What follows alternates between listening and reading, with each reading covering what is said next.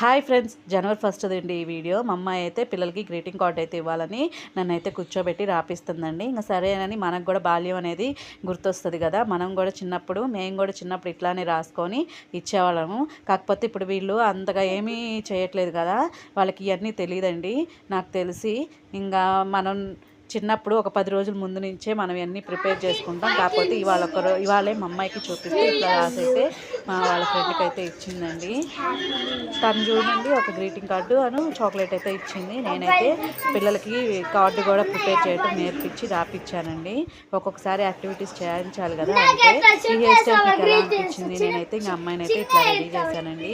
ఇవి డ్రెస్సులు వచ్చేసి నేను మీషోలోనే తీసుకున్నాను కదా, అవైతే వేశాను న్యూ ఇయర్ కదా అని.